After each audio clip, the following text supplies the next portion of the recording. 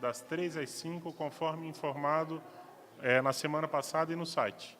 E semana que vem, aula normal das 5 às 7. Pode começar. E aí, Flavinha, tudo bem? Seja muito bem-vindo.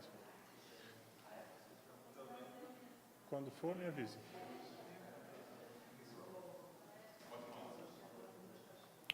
Pessoal daqui e de casa, o Calepino inicia em 3 minutos.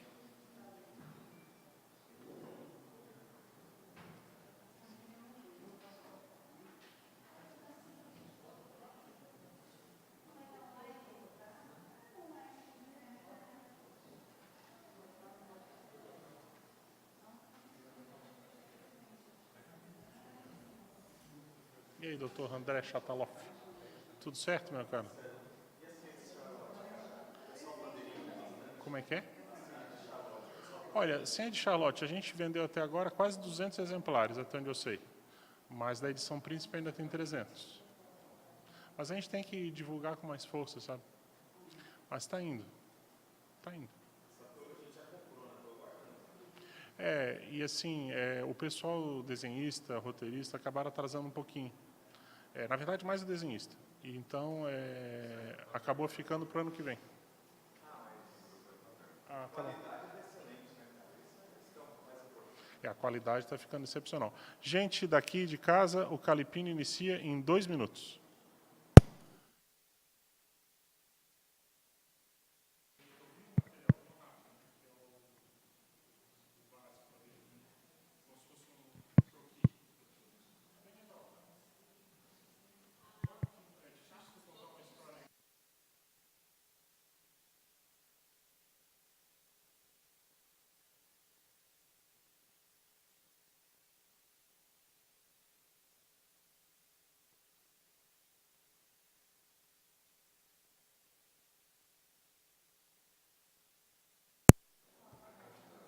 Mas, assim, eu acho que está ficando muito legal. Eu ponho fé de que vai...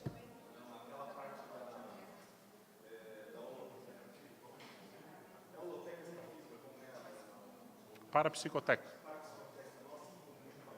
Você sabe que uma imagem que está muito boa também, ele fez o professor Valdo no Tertuliário, e o Tertuliário está lotado.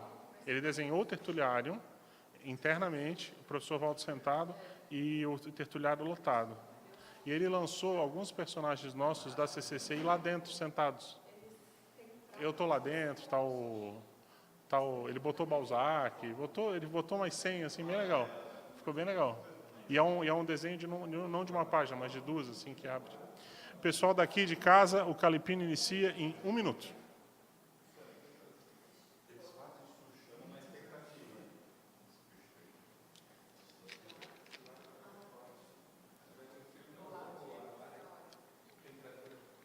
Melhor deixar ligado, né? Senão vai... Está muito quente hoje.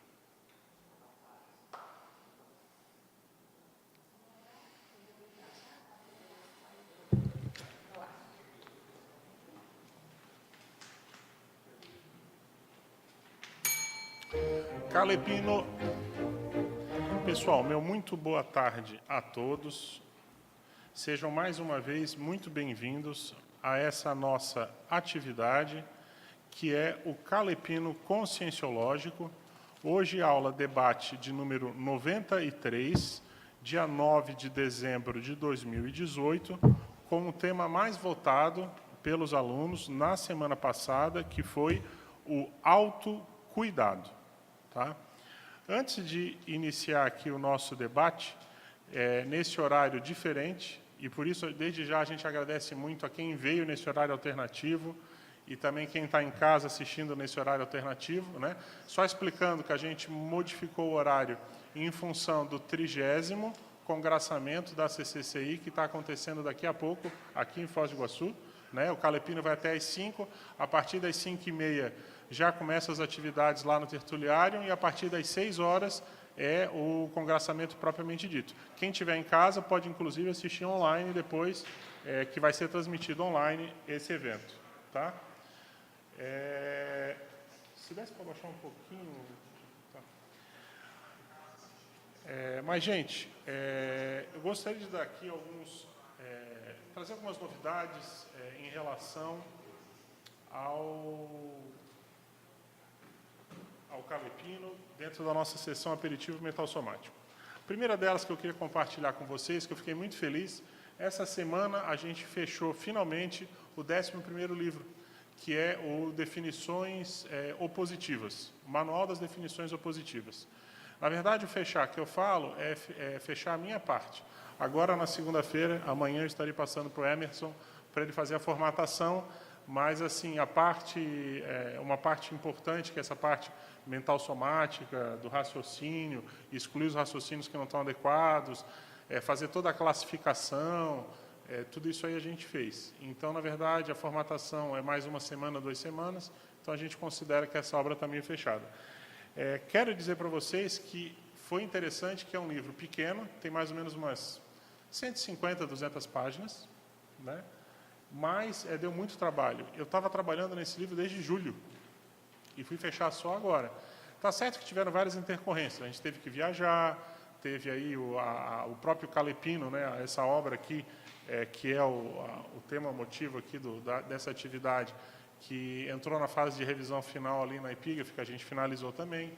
Quero dizer para vocês que o Calepino está pronto, tá, para ir para a editora, da parte da Epígrafe. Agora foi mandado para Editares, até final ali de janeiro, talvez meio de fevereiro, tenha a resposta se eles vão publicar ou não, e aí a gente vai optar ou pela Editares, claro, se eles quiserem, ou se eles não quiserem, eventualmente a gente volta para a Epígrafe. Né? Mas, assim, o livro já andou muito, né, nesse meio tempo. Mas eu queria dizer para vocês, então, tamanho é uma coisa que não conta tanto assim. Às vezes dá muito trabalho, uma coisa miudinha, né? E definições opositivas, gente, só para lembrar, é uma das maneiras clássicas de você definir algo, no caso, pela oposição. No Homo sapiens Reurbanizatus existe uma seção, não é um capítulo inteiro, relacionado às relações opositivas. O professor Waldo ele explora ou aborda a questão do antagonismo, do contraponto técnico, né, das antipodias, uma série de relações que estão dentro dessa classe de oposições, né? Então, quando você cria um manual de definições opositivas, na verdade, é um manual onde você define, de certa forma, pela exclusão. Né? Você pode definir algo dizendo o que aquela coisa é, e você pode definir algo dizendo que ela não é, entendeu? Então, você tem frases clássicas, na Enciclopédia da Conscienciologia tem muitos raciocínios em cima disso, tem muitos autores nossos que utilizam dessa técnica, né? Mas você tem algumas palavras bem simples, né? E aí eu não estou falando só da questão de homônimos e parônimos, tá? Que, aliás, eu trouxe aqui para mostrar para vocês. Eu comprei vários livros de homonímia e paronímia. Esse aqui é o melhor livro em língua portuguesa, tá? O melhor dicionário de homônimos e parônimos. É um dicionário antigo, Osmar Barbosa, da editora Tesauros, lá de Brasília. Ela é bem clássica, trabalha muito com dicionário. Sabe o Francisco Azevedo lá, que é aquele dicionário que o professor Valdo falava muito hein? Isso, era dicionário de... É analógico, isso. Então, é feito também pela editora Tesauros. Mas, assim, a gente procurou ir além disso, tá? Não ficar só na base da homonímia e paronímia. Homonímia e paronímia são essas palavras que são meio parecidas, mas são diferentes. Tipo, causal, não é casual, entendeu? Mas a gente tenta trazer mais para a questão da conscienciologia. Vou dar uns exemplos para vocês aqui que eu acho curioso. Então, por exemplo, anticonflitividade não é omissão deficitária. Correto? Tem muita gente que quer atingir a desperticidade na base da anticonflitividade, não entra em nada, não fala nada, não se manifesta, é bambu vestido, só que na prática a pessoa está caindo em omissão deficitária. Então, uma coisa é uma coisa, outra coisa é outra. Gurulatria não é tares. Né? Parece meio óbvio. Essa semana nós estamos tendo um caso bem clássico disso aqui no Brasil. Né? Vocês estão vendo lá o João de Abadiânia, lá, o que aconteceu, aí, a denúncia do Pedro Bial. Se comprovar aquilo lá, é muito sério. Esse eu não sei se vocês estão acompanhando aí a Globo, eles estão com uma mídia bem grande em cima de de um escândalo, de um possível suposto assédio sexual do João de Abadiânia. Eles conseguiram reunir de pegada já 10 depoimentos de mulheres que foram vítimas sexuais do cara. Entendeu? Então, é claro, agora vai vir vai ter que se apurar, ver se é ou não é verdade. Mas como os relatos são muito parecidos, parece que há uma forma de conduta muito similar, entendeu? Não é um caso ou outro.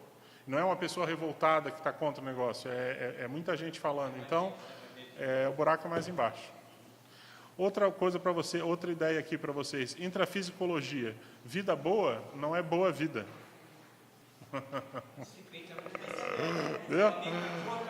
Ó, adversidade. Adversidade não é derrota irreparável.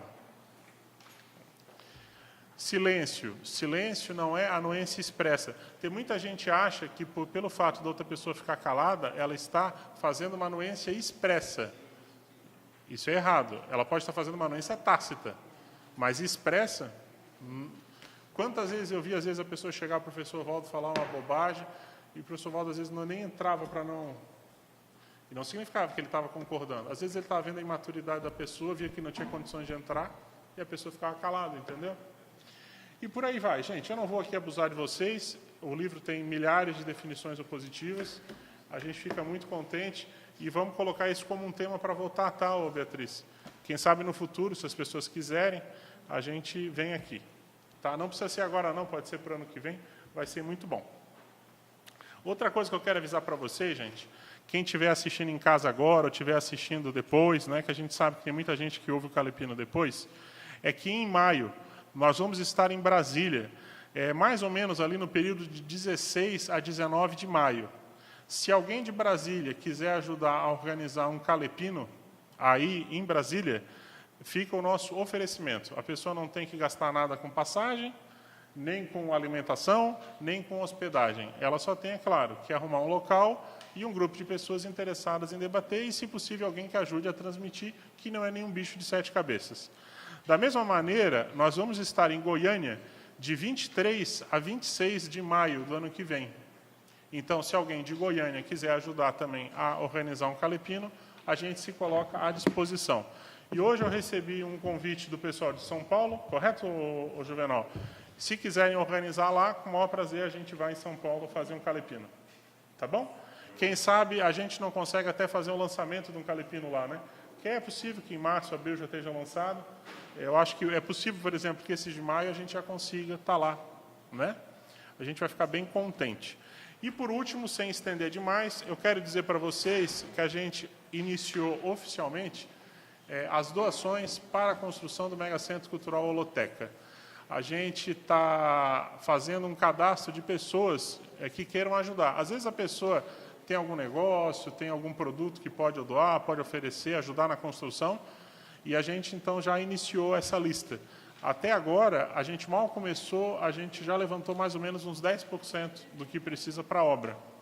Então, a gente acha que vai ter muita gente que vai entrar, né, e vai ajudar.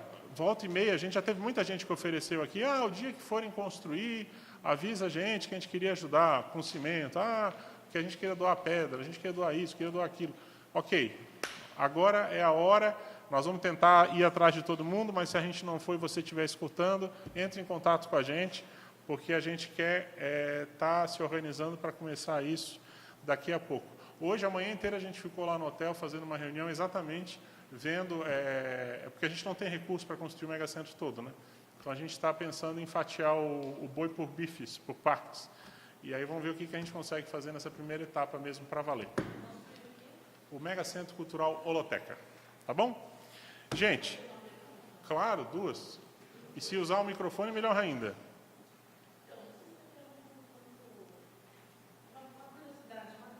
Isso. Pergunta, claro, aqui não tem que...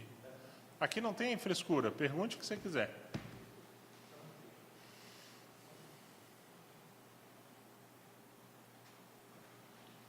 A minha pergunta seria sobre esse assunto que eu cheguei, você estava falando sobre o João de Deus, desse noticiário que está vindo agora. Já vem de algum tempo, né? Agora está sendo talvez mais aprofundado. Uhum. Então, o meu questionamento, quando eu estava assistindo, tanto no dia do Bial como ontem, e que vai passar hoje também, Porque como é que eles vão conseguir provar? Porque da forma que ele age, talvez não tenha como provar que ele está sendo um abusador, uma pessoa que esteja aproveitando de uma situação fragilizada das pessoas que estão procurando. Então, essa foi minha dúvida, né? Porque é muita coincidência que todas falam a mesma coisa. Não poderia ser um complô? Mas, ó, eu vou te dizer, hoje, eu sou da área do direito. Você tem muito recurso forense para provar isso, né? Primeiro, você tem a prova testemunhal, que não deve ser desprezada. Você tem ali o caso de 10 pessoas, entendeu? E você sempre vai ter aquela pessoa que ficou com a roupa suja de alguma coisa, que vai ter, às vezes, o sêmen da pessoa. Sempre tem, e sempre vai aparecer. Então, assim, só a prova testemunhal já é uma grande prova, entendeu? Agora, fora isso, claro, você tem outras...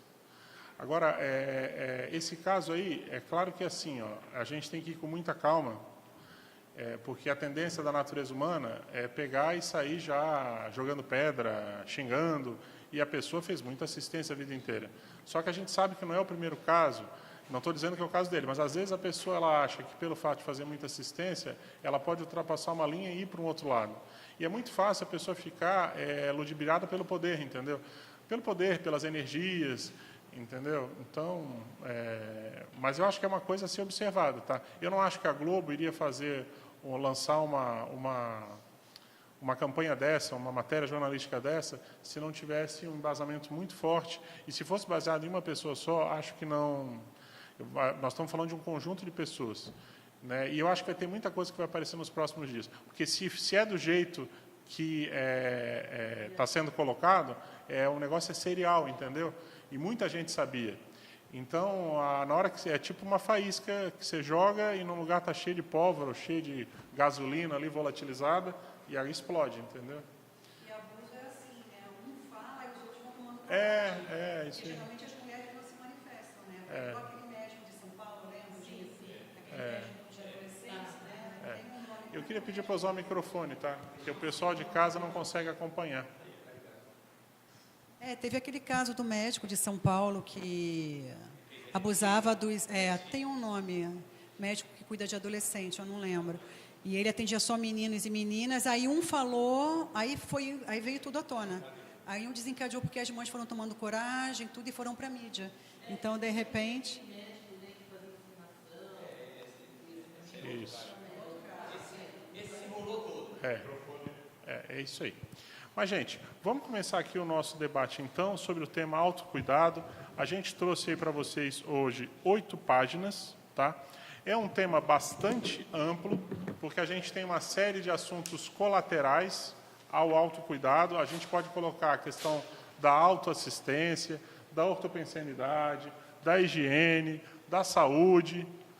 Numa visão mais ampla, você pode colocar até a eliminação das autocorrupções ou dos autoenganos como dentro do autocuidado. Então, tudo depende da camada onde você quer chegar com o autocuidado. Tudo é autocuidado, né? Eu gosto, para facilitar o nosso entendimento, de maneira bem simples, para quem está aqui, quem está em casa também acompanhando, no momento a gente tem 15 pessoas aí acompanhando, eu gosto de separar pelos corpos, ou veículos de manifestação. Aí eu peço a ajuda de todo mundo que está aqui para a gente ir numerando, num primeiro debate aqui para começar a esquentar. O que vocês acham que seria autocuidado quando a gente fala de soma, de corpo físico? Alimentação. Exercício físico.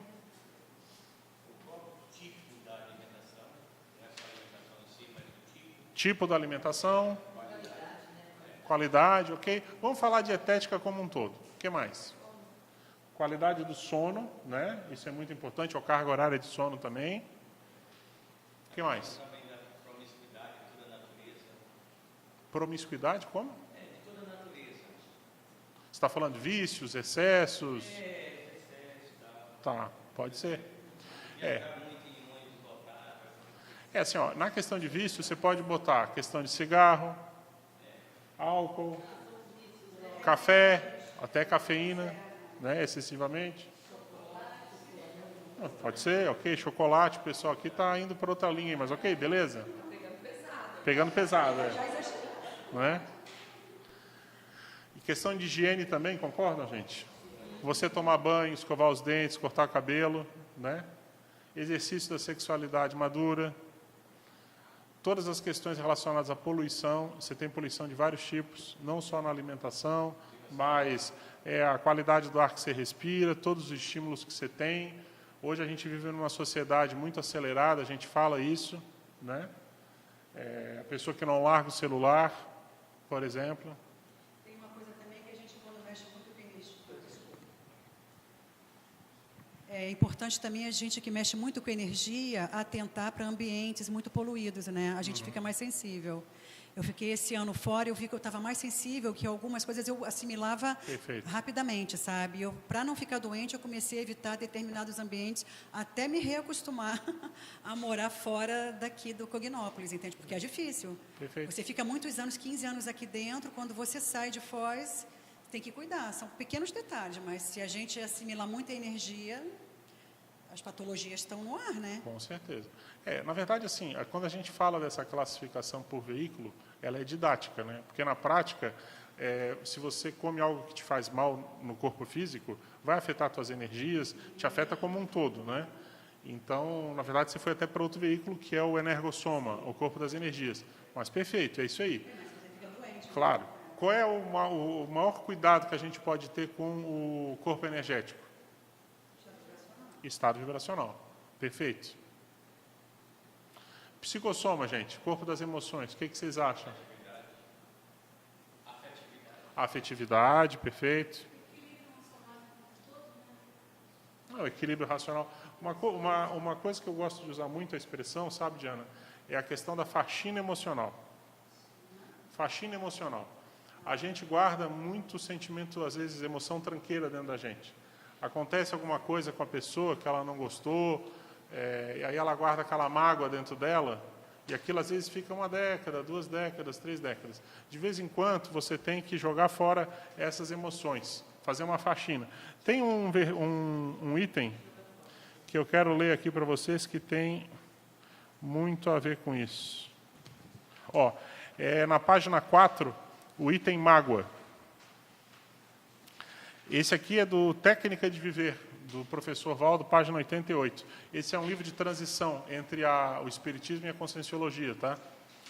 Foi o último livro que o professor Valdo escreveu dentro do movimento espírita, mas ele já não foi publicado pela Federação Espírita Brasileira, né? Mágoa. Se alguém surge ali buscar uma frase ou um conselho, evite impingir-lhe os seus descontentamentos. Varra isso do armazém de suas emoções.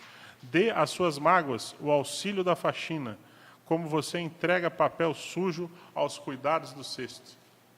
É uma maneira de escrever mais antiga, mas em resumo é isso. Você tem que jogar fora de vez em quando aí um monte de emoção negativa que você guarda dentro de você, para não ficar sofrendo com isso. Gente, em relação ao mental soma, o que vocês acham que dá para fazer? Por favor.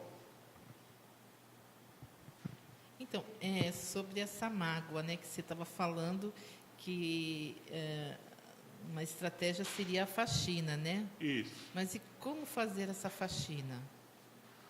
Olha, se você tem dificuldade com isso, a primeira sugestão que a gente pode dar é buscar uma terapia. Ela pode ajudar muito. Hoje tem muita terapia boa no mercado, cognitivo-comportamental, N infindáveis, e depende muito do terapeuta.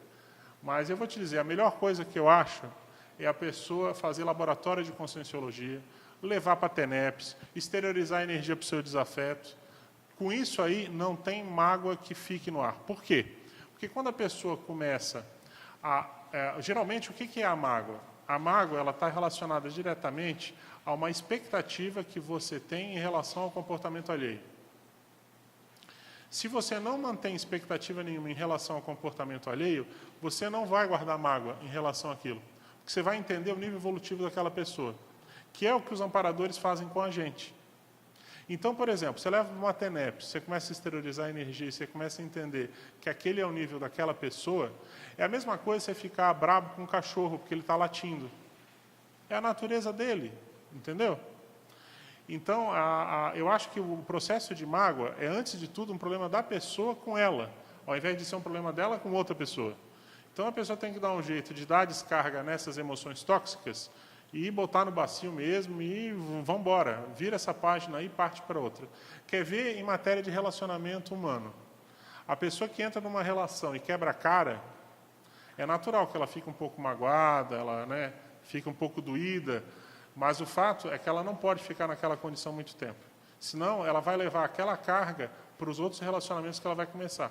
Ela tem que dar um jeito de zerar e partir, virar a página, entendeu? Passar a régua.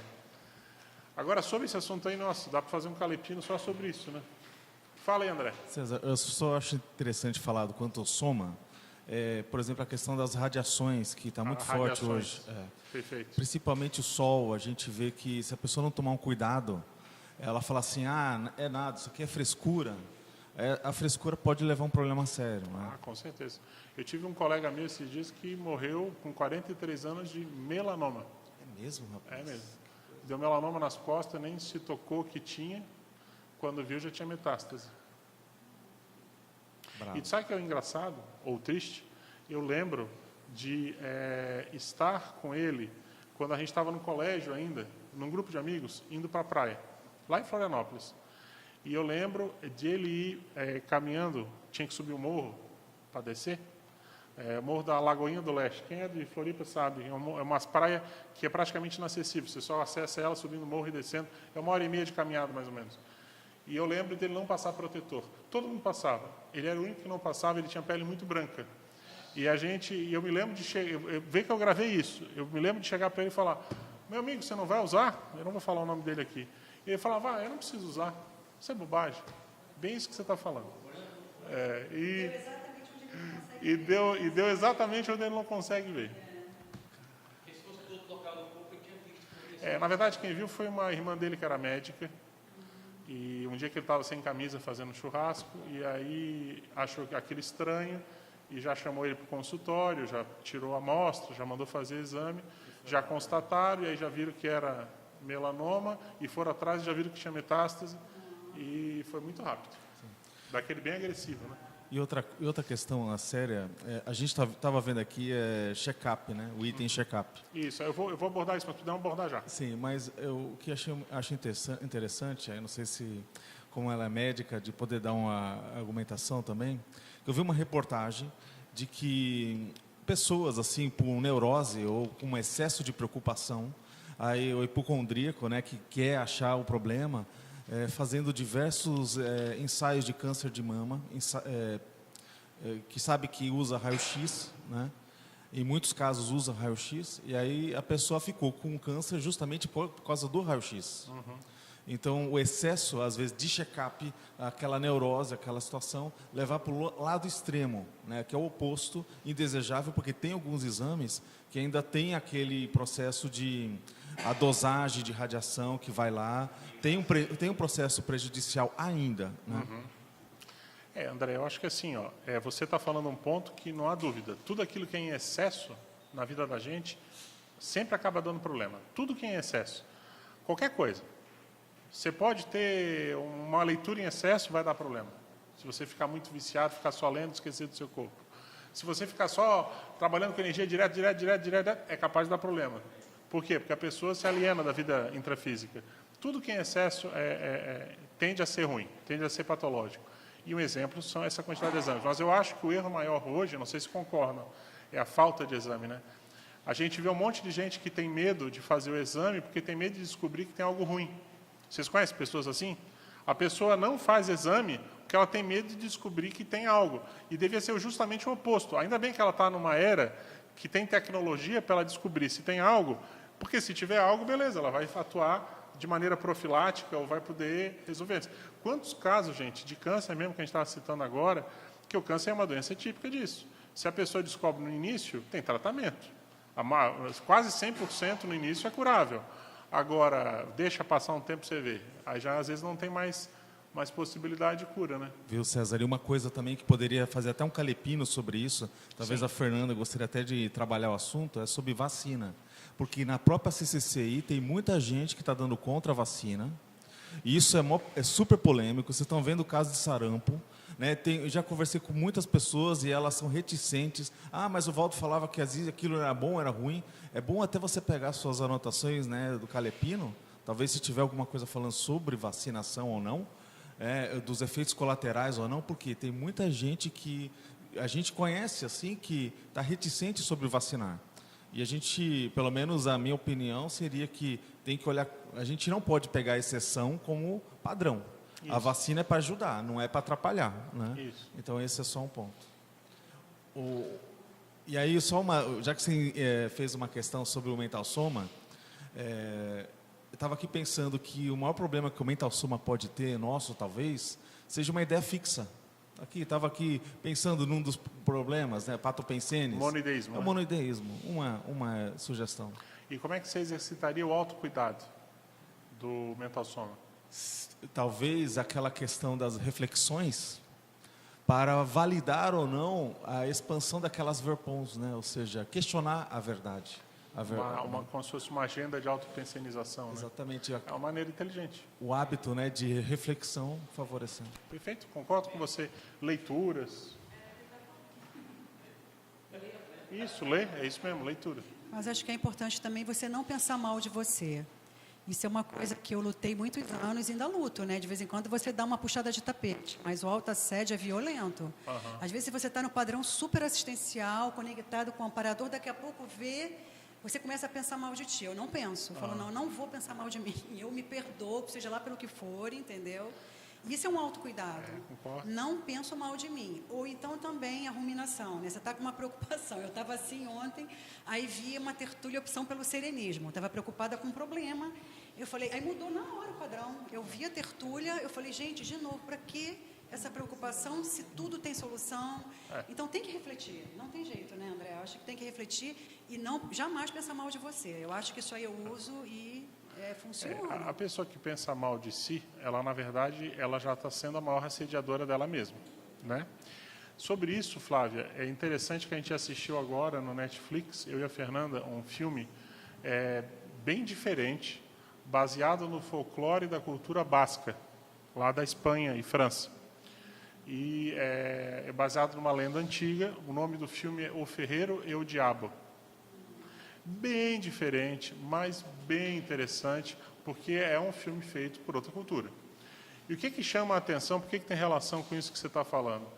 Tem uma hora que o diabo chega e fala que as pessoas não têm ideia da quantidade de gente que pede para entrar no inferno, porque as pessoas pensam mal delas e elas querem se autopenitenciar em relação a erros cometidos. Mas o filme é bem interessante porque ele exerce uma crítica em relação à igreja. Tem que assistir, eu não vou fazer spoiler aqui. Mas quem quiser, O Ferreiro e o Diabo. É todo em língua basca. E é tudo em língua basca. É bem diferente, bem interessante. Fala aí, chefe. Eu acho que complementa o que ela falou, página 5, ortopensenidade. Página 5, ortopensenidade. Vamos ler aqui junto. Isso aqui são anotações pessoais, com base na fala do professor Valdo, da tertúlia Anticaso, especialidade em intrafisicologia, de 16 de janeiro de 2010. Toda vez que você pensar algo negativo, de depressão, de tristeza, como se estivesse faltando a solução, pense, cuidado, isso é autoassédio meu, é uma loucura. Com isso, modifica a pensanidade na hora. A pessoa vai chegar em um certo nível que nenhum assediador vai querer ficar perto, porque está pensando com equilíbrio. Ele chega e tem gastura, erupção, e não quer chegar mais perto. Todo mundo aqui já começou nisso, mas falta a fixação da racionalidade ininterrupta. Acham que até a próxima vida já conseguem isso? Isso é uma pergunta, né? Acham que até a próxima vida já conseguem isso? Estamos fazendo força. Isso é uma prioridade. É a priorização do discernimento da retilinearidade. É isso aí. Você quer comentar alguma coisa? É só porque você viu que tinha a ver. Você sabe que esse raciocínio aqui, eu acho muito sério, porque o que acontece? É na hora que a situação aperta que a pessoa demonstra o nível evolutivo dela. Então, na hora que a coisa piora, é a hora que a pessoa tem que dar o autoexemplo de aguentar a barra, entendeu? De mostrar a maturidade. Uma coisa que eu sempre levo em conta é o seguinte: está tudo mais ou menos bem na sua vida, caminhando, de repente vem um problemão. Quando vem aquele problemão, eu sempre penso que você tem que dar um bom desconto. Por quê? Porque tudo passa. Então, aquilo ali não vai ficar permanente. É uma questão, às vezes, de você entender a ideia, adaptar, acolher o assédio, esterilizar a energia, metabolizar, que vai passar. Segunda coisa muito séria, sempre é acompanhado, 99% dos casos, de uma pressão extrafísica, de assediador, que quer fazer o negócio ficar pior do que é. Então, é claro, se você levar isso para a TENEP, você engole essa condição, essa situação. É só permanecer firme, não entrar na onda dos assediadores. Assediador, gente, quem está aí em casa escutando, é especialista nisso. Ele transforma aquilo que é ruim em pior ainda. Então, ele tem tendência a aumentar. Ele aproveita que a pessoa está naquela onda, amplia as emoções e a pessoa começa a ver tudo plúmbeo, começa a ver tudo muito trevoso, começa a ver tudo muito cúmulos limbos, como se fosse uma grande tormenta, um negócio muito pior do que é. E, às vezes, a pessoa dorme ali uma noite de sono, 2 ou 3, ela vê que não era tudo aquilo que ela pensava. Só que o que aconteceu? Naquele momento, ela se submeteu àquela pressão extrafísica. E isso pode parecer que não tem nada a ver, mas tem tudo a ver com o tema autocuidado. Porque no nível que a gente está, muitos dos problemas que a gente tem são gerados a partir disso. Porque é na hora que vem essa pressão que, às vezes, a pessoa esquece o autocuidado. Ela rateia. Ela esquece, às vezes, um cuidado de profilaxia que ela tinha que ter, ela desiste de ir na academia, desiste de fazer outras coisas que ela acha que tinha que fazer, e o fato é que ela é engolida. César, tem talvez você possa mesmo falar um pouquinho sobre isso? Sim. Que você está comentando, que teve uma informação que eu lembro que a gente estava num congressamento, numa situação de congressamento também, lá na Casa da Espanha, no Rio de Janeiro. Eu lembro, eu estava lá. E aí você comentou assim comigo, não sei se tinha mais alguém perto, que aí você estava passando por uma situação de problema, que tinha uma dívida lá na família, alguma situação da empresa, Sim. que era equivalente a 100 Fuscas, na altura, você falou assim para mim. Aí você comentou que ia estudar direito, que ia estudar um monte de coisa, você fala assim, vou ter que dar um jeito de dar um nó nisso, de sair disso. Então, o que você está falando, eu ficava pensando, né, aquele teu exemplo, você fala, cara, 100 Fuscas, eu falo assim, cara, isso daí é um mega problema, é um negócio que você está falando aí. E aí você deu a volta nisso. Então, você arrumou saídas, pelo que eu estava vendo na situação, que você fala, vou estudar, eu vou enfrentar, eu vou entrar no problema, né? Pelo menos foi isso que eu percebi que você fez. É isso mesmo. Chefe, sobre esse assunto aí dá para conversar muito, mas melhor em off depois. Fala, doutora Amanda. Nesse ponto, quando a gente se vê numa situação que você está colocando agora, de muita pressão, um problemão, está tudo bem, eu tenho pensado muito sobre a questão da gente conseguir colocar limites, porque quando a gente está nessa fase, parece que a gente fica mais débil, não sei, você se sente mais, né, mais frágil. E aí eu queria saber se você tem alguma dica de como a gente conseguir colocar limites nesses processos, com pessoas, assim, como fazer isso? Olha, Amanda, tem algumas noções gerais que a gente pode dar. Eu acho que a primeira coisa que a pessoa tem que ter clara, quando ela está muito numa condição dessa, é que ela está na fase de interprisão, grupo kármico. Mas, se ela trabalhar em uníssono com os amparadores, se ela mantiver a cosmoética dela boa, a intencionalidade boa, não existe interprisão que suporte isso ou que sustente isso. Não tem como os caminhos dela não se abrirem. Então, a sugestão que eu dou é a seguinte: a pessoa ela tem que estabelecer algumas premissas, que, se você quiser chamar do seu código pessoal de cosmética, pode chamar, seja o que for. O papel ajuda muito nessa hora. Então, você vai escrever quais são as suas premissas, que pode ser para aquele caso em específico, aquela situação em específica. Então, você vai colocar aquilo ali tudo, e você vai, então, levar aquilo com você um tempo, dobra o papel, põe no seu bolso, e aí você vai seguir aquilo ali, entendeu? A experiência que eu tenho demonstra que, se você estiver certa, aquilo ali vai se desfazendo, não tem como persistir. Então, uma das maiores técnicas que eu posso dar é essa: trabalhar muito com energia, levar para a TENEP, esterilizar muita energia e ficar firme. Ficar firme, fazendo assistência, uma hora abre. Sim.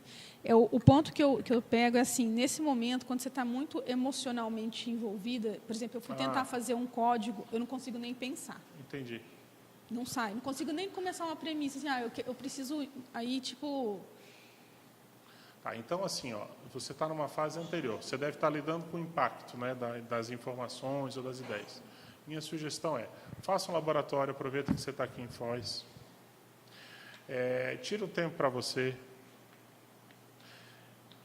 O que você precisa fazer, em resumo, Amanda, é entrar na onda dos amparadores. Todos nós aqui temos muitos amparadores querendo ajudar a gente. Se você consegue tirar um pouco o foco de você, do seu ego, e consegue entrar na onda dos amparadores, todos os seus problemas minimizam. Então, a técnica para ir... Por que a gente fala de ir para um laboratório, de levar para a TENEPS? Porque é a melhor maneira de você conectar, fazer rapport com os amparadores. Minha sugestão é, não tenha muito estímulo. A tendência, às vezes, numa hora dessa, é que a pessoa pensa o seguinte, eu não tenho cabeça para pensar, eu quero ir no cinema, eu quero assistir um filme. Só que ela vai lá, durante aquele momento que ela está vendo o filme, até ajuda, que ela esquece um pouco os problemas, mas depois ela volta e o problema não está resolvido. Então, claro, se você quiser ter uma atividade lúdica, vá lá e tenha a sua atividade lúdica. Mas reserve um tempo para você. Você com você e você com os amparadores. Se você estiver tendo uma dificuldade de se concentrar, pega um livro, um capítulo dos 700 experimentos, de um dicionário de argumentos da conscienciologia, de um léxico. Você vai ver que às vezes você está lendo, e aí vem aquela ideia colateral, que é do amparador, te inspirando sobre aquele assunto, entendeu? E aí você vai ver que chega uma hora em que você começa a sobreparar o problema. Eu acho que essa é a maior sugestão que a gente pode dar, do que eu vejo. Tá? Mas, gente, tem muita gente participando aqui na internet. Eu vou passar para a Fernanda, depois eu vou ler aqui. Fala, eu ia Fê. aproveitar a fala da Amanda para trazer uma questão que eu observo que, em saúde, né, em autocuidado, assim, muitas vezes o maior sofrimento que eu vejo no paciente não é aquilo que a doença faz ele... Não são os sintomas que a doença trazem, mas o como ele se relaciona com a ideia de ter aquela doença. A autocobrança, o sentimento de culpa, do que ele deixou passar, do que ele se negligenciou. Só que, naquela hora, nada disso ajuda. Né? A reflexão quanto à responsabilidade é uma coisa, mas, geralmente, ela cruza a linha e vai para o ponto da cobrança cérbera sobre si mesma. Então, eu acho que uma primeira questão para pensar em autocuidado é a pessoa conseguir desdramatizar, e isso é muito difícil, porque a nossa cultura ocidental qualifica o erro e qualifica a doença como uma espécie de punição. E as doenças, as enfermidades, elas são muito mais do que isso. Né? É igual dizer que um trafar é algo que a pessoa devia se punir sobre. A doença está na mesma lógica. Só porque você tem uma doença, você vai se punir sobre aquilo? Só porque você tem um trafar, que é algo que você está dentro do teu contexto. Então, eu acho que a grande dificuldade que eu vejo é a pessoa se enxergar integralmente. Aquele erro é parte dela, aquela vitimização é parte dela, é a história dela, e que ela não seja a melhor pessoa do mundo, ela é a melhor pessoa para ela. Né? Ela só tem ela. Ela não pode escolher ser outra pessoa, não tem essa opção. Então, eu vejo que, na hora do desespero, às vezes, é a hora de escrever no papel, isso também passa, colar na parede e ficar olhando, até acalmar, e aí dar passos, né, como César trouxe vários.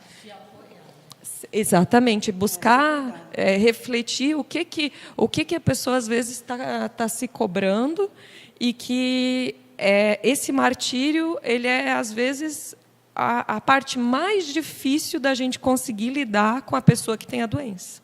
Porque ela entra em automartírio e você não consegue avançar, você não consegue falar de cuidados, você não consegue que ela se aproprie Como é que alguém que considera que aquela doença não tem nada a ver com ela vai se apropriar e cuidar dessa doença? Não tem lógica. Ou ela puxa para ela o problema, a doença, o conflito, o desentendimento, o trafar, ou ela não vai conseguir elaborar aquilo e superar.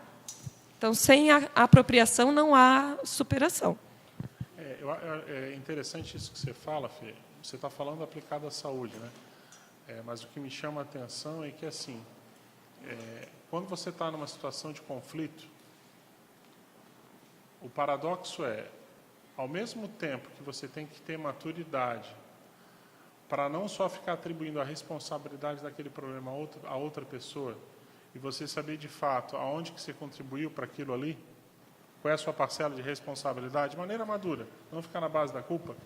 Ao mesmo tempo que você tem isso, você também tem que saber separar até que ponto, às vezes, aquilo ali não é seu. Aquilo ali é da outra pessoa. E é uma coisa que a outra pessoa tem que trabalhar, entendeu?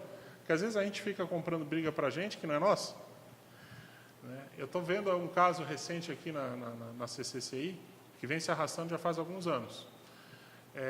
A analogia que a gente faz é que a pessoa ela apostou alto demais, entendeu? Como se fosse um jogo de pôquer. Ela foi avisada, só que ela foi lá e apostou alto demais e deu um blefe. Só que não deu. E agora? Faz o quê? Agora a rebordosa vem, que você está falando, e a pessoa às vezes tem que tirar o time de campo. Não tem jeito. É o menos pior. Gente, eu só queria dizer o seguinte. Nós fizemos uma análise dos corpos, só para dar um contexto aqui, senão fica tudo meio perdido. Tentamos desmembrar mais ou menos soma, energias, o energossoma, psicossoma, mental-soma, sabendo que, na verdade, isso é uma distinção um pouco teórica, porque, na verdade, tudo se agrupa. Holossomaticamente como um todo, eu acho que tem alguns temas interessantes que a gente pode trazer e debater também aqui hoje.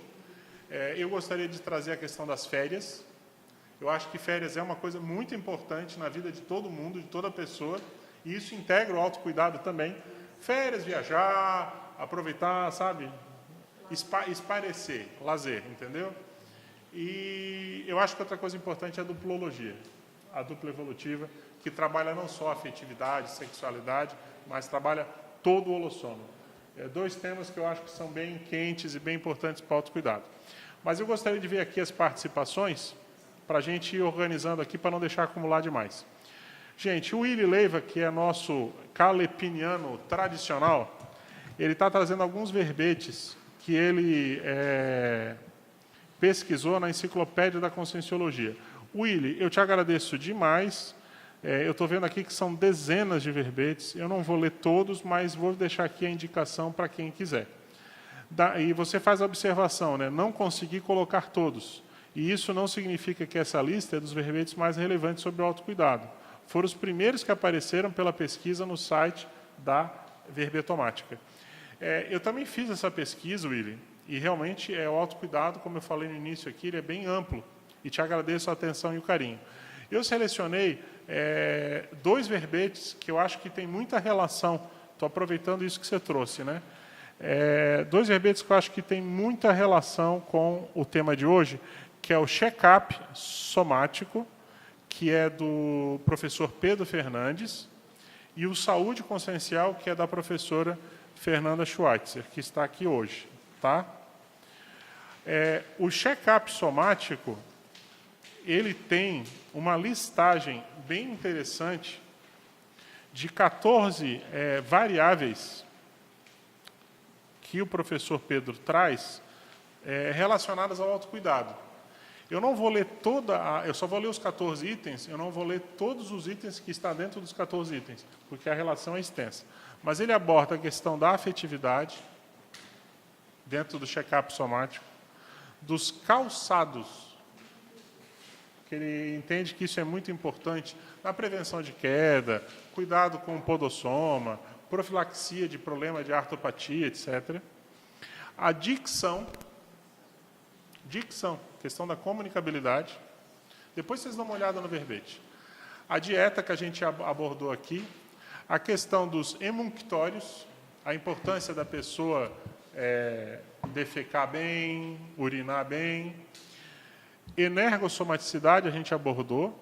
A ergonomia, esse é um item muito sério. Às vezes a pessoa fica trabalhando horas a fio lá no seu escritório, no seu trabalho, num local inadequado. Aí chega no final do dia, ela está com a coluna arrebentada, com o braço arrebentado, não faz, digita o dia inteiro, por exemplo, não faz alongamento.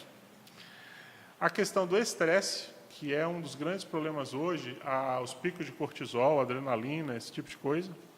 A importância dos exercícios que a gente abordou, a hidratação, tomar mais água. Nessa época de calor, gente, tem que ficar tomando água o tempo inteiro, isso é muito sério. Mental somaticidade, a gente abordou a questão da odontologia, a higiene dentária, a questão da pele, aí é isso que foi abordado, sol, roupa UV, essas coisas, e o sono que a Fernanda abordou. Então, esse é um verbete, gente, que eu indico a leitura, bem interessante, muito bom. E o verbete da professora Fernanda, que eu vi que eles estão botando FSC, eu acho que tem que ser FCS, eu acho que eles inverteram ali, né? É também um verbete bem amplo sobre saúde consciencial, né? Eu vou ler aqui a definição. Saúde consciencial é a condição natural, estado de equilíbrio dinâmico ou a qualidade da consciência quanto ao bem-estar pessoal, a homeostase holossomática e a relação harmônica com os holopensenes, constituindo recurso para a autoevolução. Se a Fernanda quiser falar alguma coisa, é óbvio que está aberto o microfone, não só para ela, qualquer um dos colegas. Tem mais um verbete que eu quero chamar a atenção, eu acho que esse aqui eu vi que está na relação do Willy, que é leviandade somática, é da Adriana Lopes. É bem interessante também, que é a pessoa que negligencia ações preventivas ou terapêuticas em relação ao soma. Tá? Mas eu entendo que o check-up somático está mais dentro da linha do autocuidado, mas é um verbete que tem muita relação também. César, quer falar alguma coisa, Fê? Eu ia trazer só para mim aqui da definição, o final ali, que constitui recurso para a autoevolução, que eu acho que é a chave, né? A gente quer tanto evoluir, mas a gente não quer ter problema. Isso é uma desconexão. Isso não tem lógica. Então, a gente, toda vez que tem um problema, uma doença, uma enfermidade, um limite, a gente diz, não, eu quero evoluir, mas sem isso, né? Então, acho que ou nós adotamos a integralidade da vida e da evolução, ou não adianta querer fazer meia evolução só com a parte filé, né? E acho que esse é o grande gargalo que eu vejo hoje, mesmo para nós conscienciólogos, porque nós carregamos um referencial de saúde externalizado. Alguém faz saúde para mim. Eu vou no médico que diz que vacina eu tomo. Eu vou no médico que diz que exame eu faço. Eu estava ouvindo esses dias um palestrante, ele disse assim, se você vai comprar um celular e a pessoa diz assim, olha, não compra esse celular não, compra esse, você vai perguntar. Por que esse aqui? Qual que é melhor? Por que eu vou fazer isso? Aí ele disse assim, tá, e você vai no médico, ele te pede o exame, você não pergunta para que é o exame? Por que você vai fazer? O que o exame vai mostrar? Que risco o exame tem? Então, assim, você não pergunta nada? Então, que lógica de saúde é essa que está tão hierarquicamente estruturada em que o indivíduo ele não faz o auto? Ele não faz o auto dele, é só heterocuidado. E esse é o nosso risco enquanto conscienciólogos. A gente usar a gente tem um princípio da descrença que não parece que não entra dentro do ambiente de saúde com a gente, né? Você deixou na porta. Tudo bem, não é pra, o médico tem 20 minutos geralmente para te atender, você vai ter que ter parcimônia, né? Mas você vai ter que chegar em casa e estudar. Você vai dizer, será que eu vou tomar essa vacina mesmo? Vai lá, vai ver o pró, o contra, o que você está arriscando. Ou vamos entender o que é uma bula, vamos conhecer. Então, eu vejo que existe muito pouca apropriação de saúde. E, por apropriação, aqui no check-up tem muito isso. Do autocuidado, da saúde. Quais são os exames que eu deveria fazer? Quem que estuda que exames eu deveria fazer? O que é medicina baseada em evidências? O que são evidências de saúde? Né? A gente hoje tem tanto conteúdo e eu sinto que, sinceramente, a gente ainda quer ir no médico e ele dizer só o que a gente tem que fazer e a gente não tem que estudar nada, porque já é tão complicado cuidar da gente, sabe? Então, estou fazendo aqui uma ilação crítica, mas eu morro de vontade. Se eu tivesse um médico, que eu fosse lá, ele dissesse exatamente o que eu tenho que fazer, qual é a minha proexis, sabe? Era hoje mesmo, eu estava pagando R$800 a consulta. Mas, infelizmente, evolução não se faz assim. O que você está chamando a atenção é do role pack evolutivo. Você assumir a sua evolução com os prós e com os contras, com o ônus e o bônus, né? Saber que a gente não acerta todas, tem algumas que a gente erra, mas nem por isso a gente vai se deixar derrubar, e vamos continuar com autocuidado e vamos seguir adiante. E aquela frase, né, que está nos livros, para que a ansiedade perante a eternidade? É isso aí. Por favor. Eu vou fazer uma pergunta aqui, Fernanda, não sei se seria para você ou para todos também, pode ser. Que nem, às vezes, hoje mesmo, né, conversando com minha irmã lá na cidade de onde eu morava, e como minha mãe está internada, né, e você falando de saúde, vê uma coisa assim, porque os médicos falam uma doença crônica, mas o que está atrás dessa crônica? Por que essa doença crônica? O que quer dizer isso, né? Eu vim até questionando com a Giovânia no carro, que é interessante que desde que eu me conheço por gente na família e que eu caminhei com a minha mãe por vários lugares, então os médicos só dizem, não, é crônico, mas crônico, o que é o crônico? O que está atrás do crônico?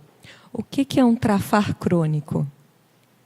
É aquele traço de personalidade que a gente não deu conta de eliminar. E ele acompanha a gente por bastante tempo. Isso tira ele do agudo e torna ele crônico. Tudo que está com a gente há muito tempo se chama crônico. Se eu não consigo eliminar uma dificuldade minha, pode ser um trafar, pode ser uma enfermidade, pode ser uma doença, ela cronifica. Pode ser um patopensene, um pensene negativo. Então, quando a pessoa ela tem uma cronicidade, eu costumo dizer que aí existe um universo para ela se autoconhecer, que é os pontos que ela pode aprofundar, o que fez ela chegar naquela cronicidade. Foi uma negligência de autocuidado? Né? Todo mundo é diabético na família dela. Não precisa muita dica, hein? Vai chegar no diabetes. Se ela não for suficiente, ainda que ela se esforce, é possível que ela chegue. Então, assim, não precisa muita dica para ela saber que ela vai ter que ser super aplicada naquilo. Né? Então, a cronicidade é aquilo que a pessoa não deu conta de eliminar na fase aguda. Então, pode-se dizer que foi um maltrato do soma. Depende. Existem tantos... Eu não quero polarizar, mas assim, a cronicidade, ela representa uma faceta da pessoa. É algo que ela não deu conta, com certeza. Mas pode ser, não necessariamente é uma negligência, pode ser algo que ela é um trafal, aquilo que ela ainda não sabe fazer, um traço faltante. Então, ela vai...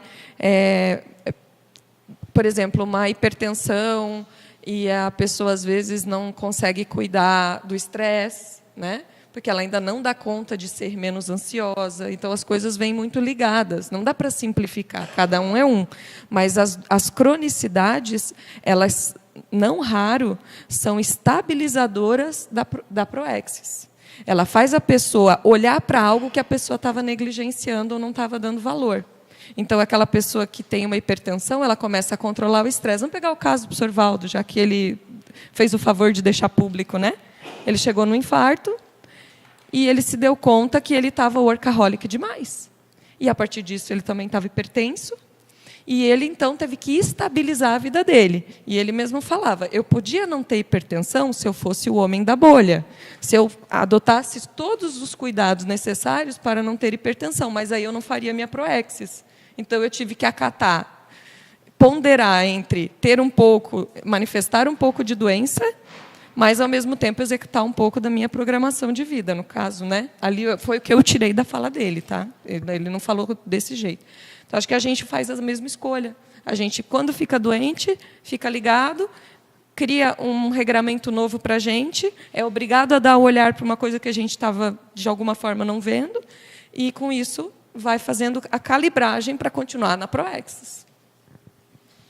Gente, E aí tem uma frase aí, ó, que o pessoal está dando a dica aqui, página 2, autocuidado. Não sei se... A Fernanda, ela tem um livro que ela está escrevendo sobre saúde consciencial. Ela e a irmã. E é um tema que ela tem estudado muito. Ela está falando aqui uma fração daquilo que... E a gente conversa bastante sobre esse tema. Eu acho que sobre a saúde, ou sobre a doença, complementando aqui, sabe, Fê? Uma coisa interessante de trazer é que eu acho que as pessoas dramatizam demais. Ninguém tem a saúde perfeita. Todo mundo tem algum percentual, algum nível de doença. E com o caminhar da idade, quanto mais longeva a pessoa for ficando, mais doença ela vai ter. E a questão o que é? A pessoa tem maturidade para lidar com essas doenças, muitas delas até certo ponto inevitáveis, porque vem com a idade mesmo. E o que eu acho que é o mais sério? É você entender a doença como algo que pode te trazer um aprendizado evolutivo. Eu acho que essa é a grande demonstração de maturidade. Você vê o que você está precisando aprender com aquela doença e utilizar aquilo a teu favor, que é a questão do contragolpe evolutivo, que é o verbete que a gente já apresentou da enciclopédia. Só aproveitando a fala da Fernanda, tem duas ideias bem sérias que eu queria compartilhar com vocês. Uma é na página 6, é o 4º item de somatologia. Isso aqui é, na verdade, até um ditado popular, bem comum, o pessoal fala muito. Se você não arrumar tempo para investir na saúde, inevitavelmente terá de arrumar tempo para investir no tratamento da doença. Eu acho que isso aqui é um resumão. Às vezes a pessoa fica fugindo do autocuidado e lá na frente ela arruma uma doença que ela vai ter que arrumar tempo para se cuidar de maneira obrigatória. Eu gosto muito da uma analogia que eu aprendi com a Fernanda, que eu acho que ela aprendeu com outras pessoas, que a doença, muitas vezes, é como se fosse uma pedra enorme num platô. Então, para você movimentar uma pedra em cima de um platô, você tem que ter muito esforço.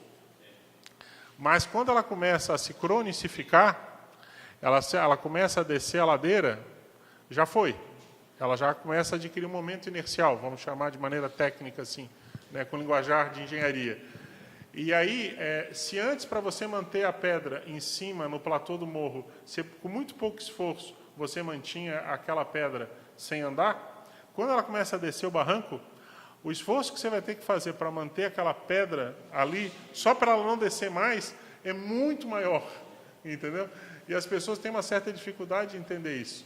Como é que antes elas tinham um cuidado muito menor e agora elas estão se cuidando muito mais e mesmo assim elas não conseguem? Mas é porque a pedra já começou a rolar ribanceira abaixo. É o desencadeamento. São os efeitos imediatos. Agora, tem outra coisa que eu queria falar, que eu achei bem interessante da fala da Fernanda, é o item genética. Está na página 3, do Léxico de Ortopensatas, página 777. Na área da hereditariedade humana, uma vez identificada a tendência genética de suas moléstias, se são do pai ou da mãe, o próximo passo inteligente da consciência lúcida é buscar a profilaxia e os cuidados somáticos. Né? Ou seja, a pessoa mais madura, mais lúcida, com certeza, ela vai estudar com calma a questão da genética, do pai e da mãe, ela vai tentar analisar ali quem que eu puxei mais o meu pai, mais a minha mãe, qual é o tipo de doença que meu pai e minha mãe estão tendo com o tempo, com a idade. Você já sabe que você caminha para aquilo ali, provavelmente também. Você pode ter macrossoma, você pode ter mais esclarecimento, você pode se cuidar mais, você pode dominar a energia, mas não vamos esquecer que nós somos o resultado de 3 componentes básicos: genética, mesologia e paragenética. A paragenética, macrossoma, energia, segura bastante coisa, não há dúvida. Mas se você está na mesma mesologia do seu pai e da sua mãe e você tem a genética deles, você tem que ficar esperto, né? Para onde que caminha ali a tua carroça, né? Para qual caminho que está tomando. Mas, Flavinha, você queria falar uma coisa, depois eu retomo aqui as participações, que tem bastante gente participando. Para a Fernanda, assim, né? Que me fez pensar também na ideia de você também estar sempre buscando no outro, que é uma forma de gurulatria, a cura dos seus problemas, né, Fernanda? Quando você falou, eu quero que o médico me traga a resposta pronta. A pessoa também quer que o médium traga a resposta pronta, ou que o EPICOM traga a resposta pronta, e não é por aí. Uhum. A pessoa não é, César? Eu acho que autocuidado tem isso também. Você também tem que ter um nível de autossuficiência ou autoconfiança tal, que você se banque também, né? Eu acho que autocuidado e autoconfiança, eu acho que nesse sentido caminham juntos, né? Não sei o que você acha disso. O que eu acho tem muita gente que põe as decisões mais importantes da sua vida na mão das outras pessoas. E isso é muito sério. Porque não adianta a pessoa depois querer atribuir a responsabilidade. Às vezes ela já está madura, ela já tem informação, mas para ela é mais fácil ir buscar a opinião do outro, mas o outro não está na tua pele. Ele não tem as visões todas, a visão de conjunto. O próprio professor Valdo, ele deixava muito claro, a opinião que eu dou é uma opinião baseada na minha experiência, no que eu sinto de energia, e nesse momento. Mas no momento seguinte, pode ser uma outra orientação, a depender do que a gente percebe, do que a gente sente, das variáveis que a pessoa trazia, entendeu? Então, a gente tem que desmistificar um pouco isso. Epicom é um exemplo claro disso. Epicom, em tese, ele é mais evoluído que a média das pessoas ou dos conscienciólogos? Com certeza. Em tese, sim. Porque está ali dominando energia, já tem um certo nível de epicentrismo, mas a gente não pode querer dizer que Epicom é sinônimo de desperto, porque não é. Epicom ainda está abaixo do desperto. Sem falar que o Epicom nosso, ele até certo ponto, muitas vezes, ele se assemelha a um cargo administrativo, né? Então, mesmo desperto também. Então, eu acho que assim a pessoa tem que estar sempre confiando no seu senso crítico. Ele pode pegar uma opinião de alguém para ajudar a formar um convencimento de juízo sobre algo, mas ficar atribuindo a responsabilidade que tem que fazer ao outro é muito complicado. E o que eu mais vejo, gente, nos atendimentos que eu fico aqui na EC, das 4 às 6 durante a semana, é isso. Isso que você está falando, Flavinha. É a pessoa que foi numa dinâmica, a pessoa que falou com fulano de tal, e a pessoa falou tal coisa, mas, às vezes, não está, assim, para mim, que estou olhando aquela realidade ali, está fora. E, às vezes, a pessoa também levou uma realidade, ela não abriu o jogo, entendeu? Então, tem tudo isso. É muito complicado. Diante desse processo que você trouxe da autoconfiança, é uma coisa que eu vejo. A gente vai muito em dinâmica e pega várias informações e você acaba ficando até perdida, e eu tenho tentado trazer esse processo para a autoconfiança. O que vocês acham que, de fato, constrói a autoconfiança na pessoa? Assim? Wanda, na prática. Para mim, na prática é o seguinte, a maioria das pessoas sabe muito bem o que ela tem que fazer ou deixar de fazer. O que a pessoa não tem é coragem suficiente, brilho na cara, para, de fato, tomar as decisões que precisam ser tomadas. Então, muitas vezes, quando ela vai perguntar a opinião de alguém, ela já tem, na cabeça dela, uma história pré-montada. Ela só fica pensando aquilo que é mais favorável àquilo que ela pensa. Se ela é madura, ok, beleza, mas o problema é que a maioria das pessoas é autocorrupta. Então, você quer fazer negocinho, e você fica pensando o que a outra pessoa fala para corroborar o teu discurso de negocinho. Esse é o problema. Só que, na verdade, você está desvirtuando. É a mesma coisa, por exemplo, uma pessoa chegava para o professor Valdo e falava: professor Valdo, eu queria saber se eu queria fazer tal coisa. Um exemplo bem prático, tá?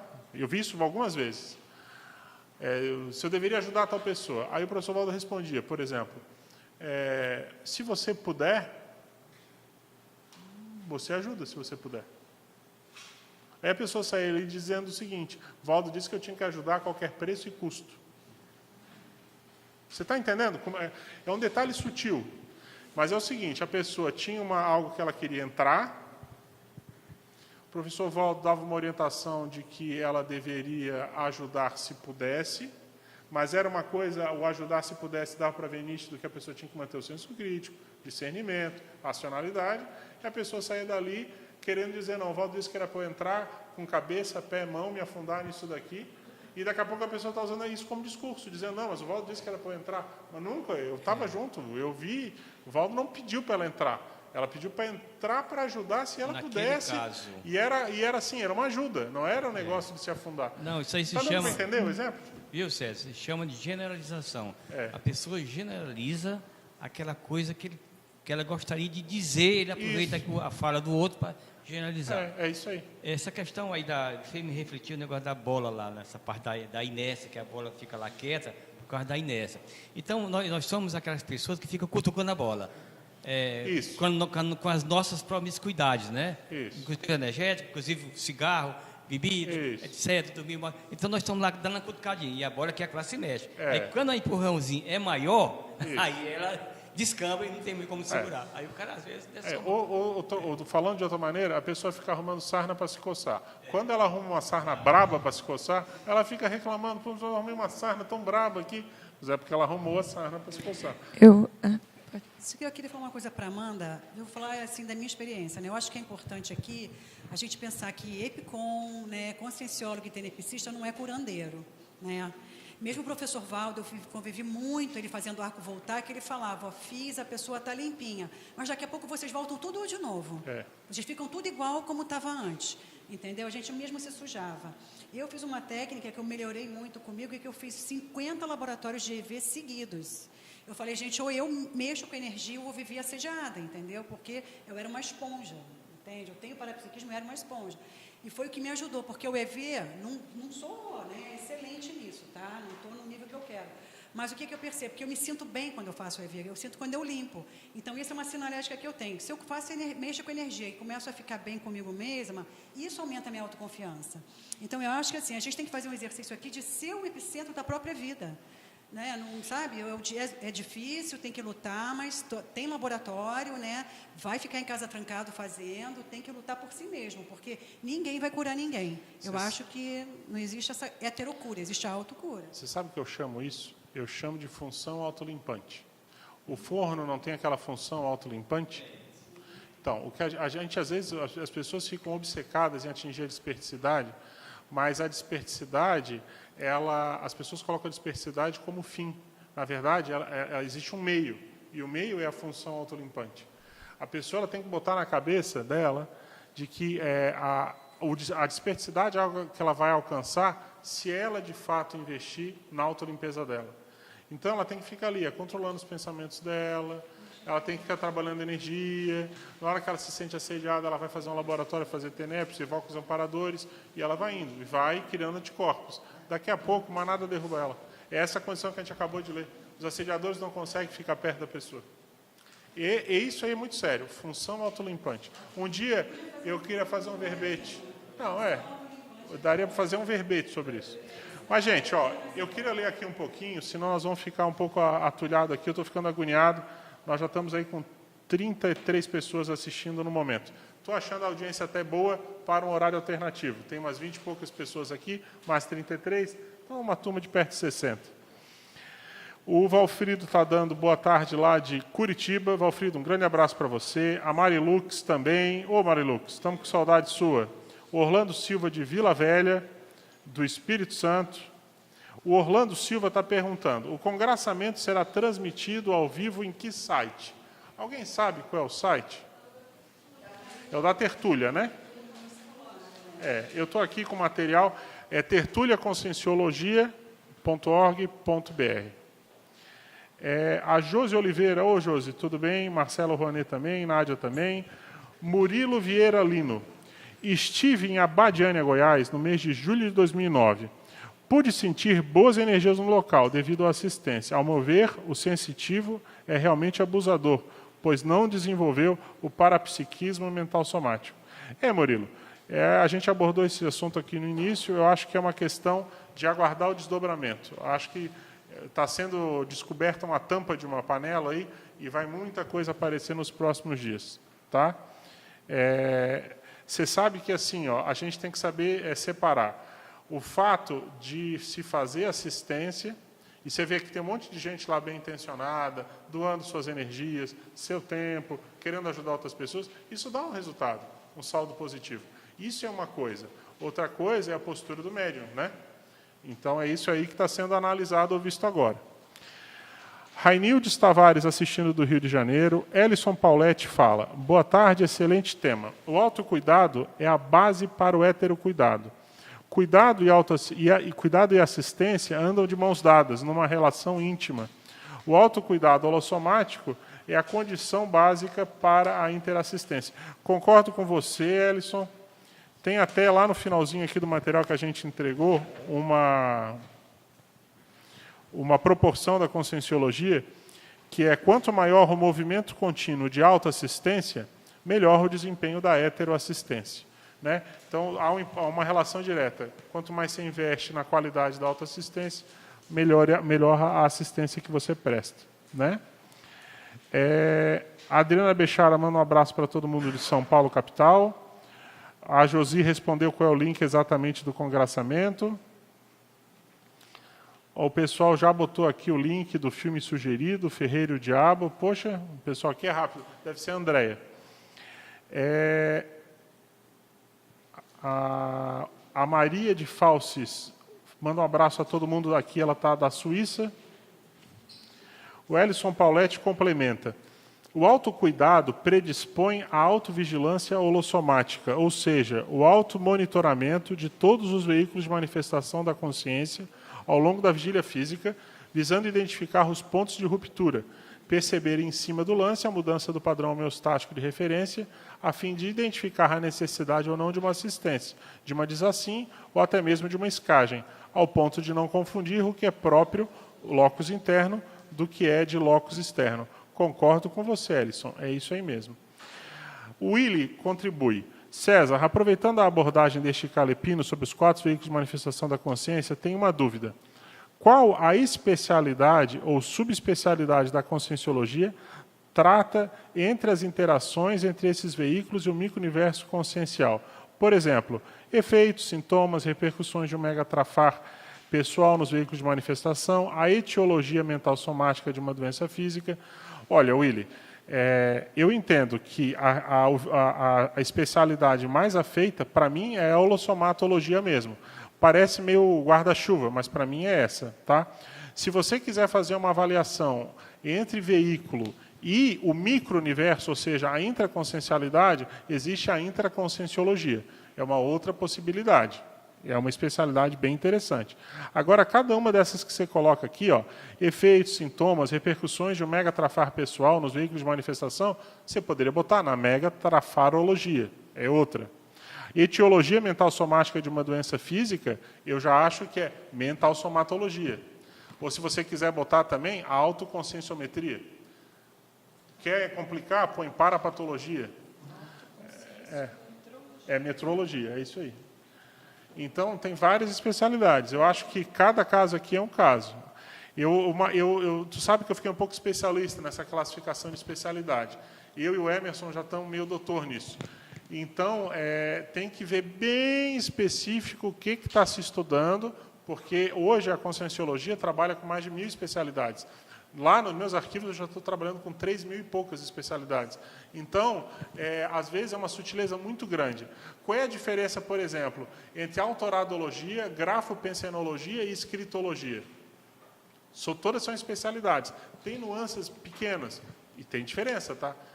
Tem coisas que as pessoas nem sonham. Por exemplo, fatuística e fatologia.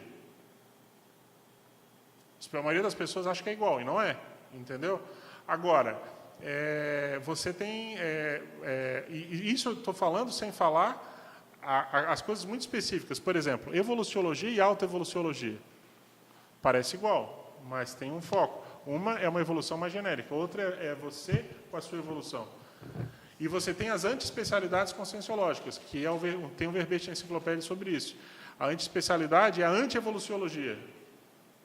Aí já começa a dar um nó. Até que ponto é antievoluciologia, evoluciologia ou autoevoluciologia? Então, a sugestão que eu dou vai estudando bem especificamente cada caso e esteja preparado que daqui a pouco tudo confunde. Às vezes tem dificuldade mesmo de separar, não é tão fácil. Ana Maria Tavares, manda um abraço de Portugal. A Nádia Schmidt Ribeiro está sugerindo o curso ECP1 como uma boa referência para o autoconhecimento. Concordo com você, Nádia. O curso ECP1 é um curso antigo da conscienciologia, ajuda muito para a pessoa se conhecer, se autoavaliar. O Ellison Pauletti fala, contribuindo para a reflexão do Willy, eu penso que a disciplina para tratar dessas interações é a holossomatologia. É o que eu tinha falado. Pois trata do estudo do holossoma em relação às demais disciplinas da conscienciologia, incluindo sua relação com o micro-universo consciencial. Fernando Cavaleiro, estou a gostar de vossa palestra de Portugal. Aí eu vou deixar o meu amigo André Chataloff, que conhece bem essa linguagem, expressar também. A Maria de Falsis, acho que vivemos como um robô e esquecemos do soma. Tudo tem limite, concordo com você. Cida Nicolau, aí, ó, esposa do Juvenal Vendo. Nádia Schmidt Ribeiro. E no caso das consciências não serem filhos biológicos, como ter um parâmetro de homeostase somática? Eu não entendi. Você consegue explicar, Fê? É no caso da pessoa que foi adotada e não conheceu os pais biológicos. Ah, perfeito. Aí vai exigir mais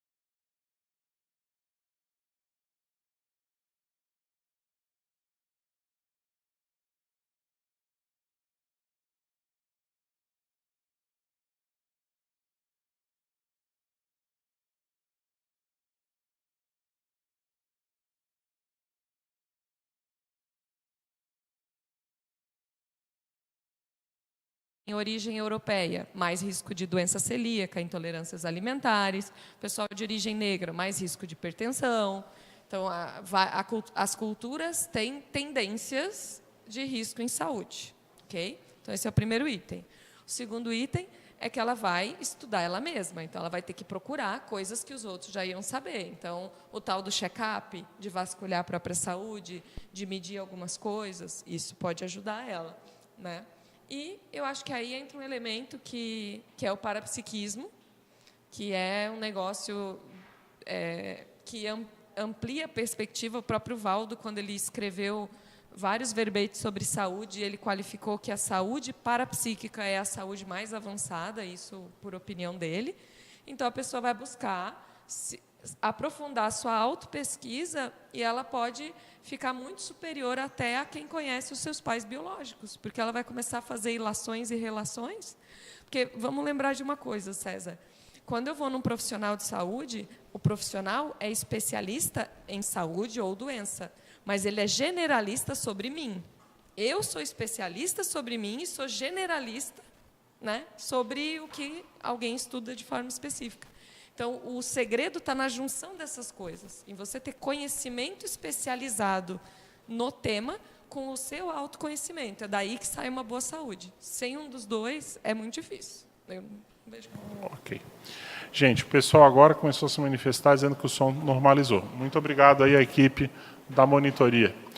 André, você queria comentar algo? Sim, queria chamar a atenção que, na reunião ontem do Aerópago, né, foi comentado sobre o processo do voluntariado e as ICs.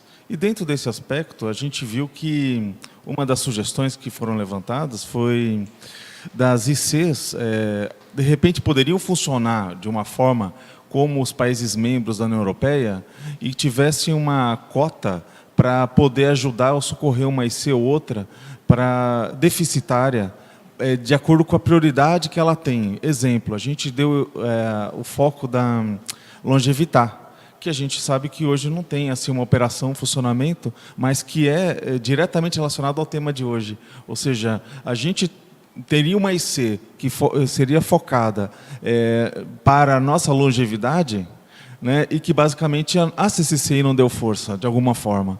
E o tema de hoje está chamando a atenção para a gente estudar e ter um comportamento mais sério, para a gente, de alguma maneira, ter uma Max ProEx mais eficiente, né, de alguma maneira. Eu só queria chamar a atenção a esse ponto.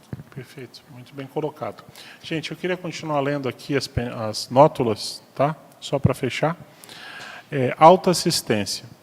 Às vezes, o maior ato de coragem da consciência pode ser reservar um tempo para atender a si mesma, ou seja, cuidar de si, daquilo que lhe dá prazer, lhe faz mais feliz, ou simplesmente lhe proporciona um encontro consigo mesma, com sua essência. É muito comum, às vezes, a pessoa entrar no rolo compressor das atividades diárias e ela perder um pouco o seu ponto de equilíbrio, perder um pouco a sua essência.